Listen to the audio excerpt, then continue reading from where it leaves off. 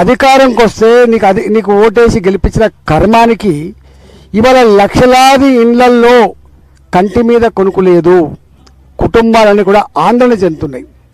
శనివారం ఆదివారం వచ్చిందంటే ఎక్కడ బుల్డోజర్లు వస్తాయో, ఎక్కడ పోలీసు వాళ్ళు వస్తారో, ఎక్కడ మా ఇల్లు కూలగొడుతారో అని చెప్పి బిక్కుమంటూ బతికేటువంటి పరిస్థితికి కారణం రేవంత్ రెడ్డి అవునా కాదా అని చెప్పి అడుగుతున్నాం. నేను అందుకని అంటున్నా, ఇన్ని లక్షల మంది పేదల కళ్ళల్లో నీళ్లు చూసి నువ్వు సంతోషపడే ముఖ్యమంత్రి అంటే, ఎప్పుడు ప్రజల కళ్ళల్లో నీళ్లు చూసి సంతోషపడేవాడు మనిషి కాదు, శాడిస్ట్ అవుతాడు. నువ్వు శాడిస్ట్ అవుతాడు. ఇవాళ అంతేకాకుండా ఇవాళ ఎవరి మాట విన, నేను నాకెవరు చెప్పడం లేరు, నాకు కోర్టు లెక్క కాదు, నాకు చట్టాలు లెక్క కాదు, నాకు ఇతర పార్టీ వాళ్ళు మాట్లాడినా నా లెక్క కాదు, నేను ఎవరైనా కూలగొడతా అని చెప్పి ఆయన ఆదేశాలు ఇస్తే ఇవాళ రెవెన్యూ డిపార్ట్మెంట్ వాళ్ళు కావచ్చు, పోలీసులు కావచ్చు, ఇవాళ హైదరాబాద్ కావచ్చు, వచ్చి కూలగొడుతూనే ఉన్నారు మిషన్ తెచ్చి. ఆయన నిర్మాణం చేయడం కష్టం బిడ్డ. ఒక్కొక్క ఇల్లు 6 నెలలు సంవత్సరం కష్టపడి రక్తాన్ని చెమటగా మార్చి పైసా జమ చేసుకొని కట్టుకుంటే నువ్వు క్షణాల మీద వచ్చి కూలగొడదు. నీకు ఎవడిచ్చిండ్రా ఈ అధికారం? నువ్వెవడు అసలు? నువ్వెవడివి? నీకు ఎవడిచ్చిందని చెప్పి అడుగుతా ఉన్నా.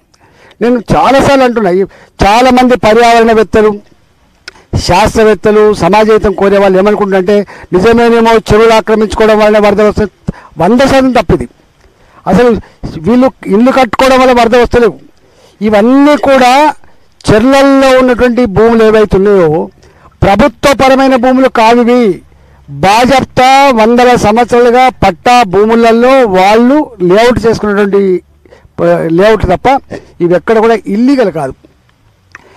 అయినా నేను అడుగుతున్నా, వీళ్లకు జ్ఞానం ఉంటే మీరు ఇంజనీర్లతో మాట్లాడండి, నిష్ఠాలతో మాట్లాడండి. వ్యవసాయం చేసే చెరువులకు మాత్రమే ఎఫ్టీఎల్ ఉంటుందని, వ్యవసాయం చేయని చెరువులకు ఎఫ్టీఎల్ ఉండదని చెప్పి కొంతమంది మాట్లాడుతూ ఉన్నారు శాస్త్రజ్ఞులు. కన్ఫర్మ్ చేసుకో. ఇవాళ హైదరాబాద్లో ఏ ఒక్క చెరువు కింద కూడా, అది షఫిల్గూడ చెరువు కావచ్చు, అది బండ చెరువు కావచ్చు, అది బోయిన్ చెరువు కావచ్చు, అది అల్వాల్ చెరువు కావచ్చు, అది నల్ల చెరువు కుక్కడపల్లి కావచ్చు, ఏ ఒక్క చెరువు కూడా వ్యవసాయం లేదు. వ్యవసాయం లేని కాడ నువ్వు మొత్తం తూములన్నీ కూడా సీలేసి పడేసి మత్తల కాడ మొత్తం సక్సెస్ వచ్చిన తర్వాత ఈ వరదల కారణం మమ్మల్ని అంటున్నావు. ఒకవేళ నిజంగానే మీకు జ్ఞానం ఉంటే, వినే ఓపిక ఉంటే ఇవాళ నిష్ఠాలతో మీటింగ్ పెట్టండి. ప్రతిపక్ష పార్టీలు ఉన్నాయి, కార్పొరేటర్లు ఉన్నారు, ఎమ్మెల్యేలు ఉన్నారు, ఎంపీలు ఉన్నారు, ఇలా కాలనీలో ఉన్న పెద్ద మనుషులు ఉన్నారు, మీటింగ్ పెట్టండి. అనేక మంది ఇంజనీర్లు ఉన్నారు, శాస్త్రవేత్తలు పెట్టండి. మేమేం కోరుతలేం.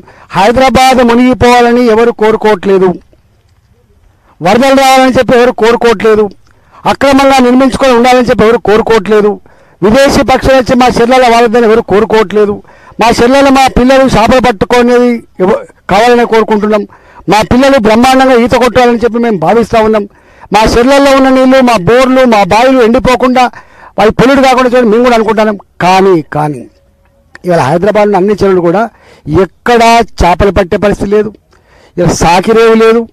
ఇవాళ ఈ నీళ్లు ఇనికితే ఆ బోర్లల్లో, ఆ బావిలలో నీళ్ళు తోడుకొని అన్నం వండుకుంటే పచ్చగా అవుతుంది, దుర్ర పెడుతుంది. ఆ చెర్ల నీళ్ళలో చేయి పెడితే దుర్ర పెడుతుంది.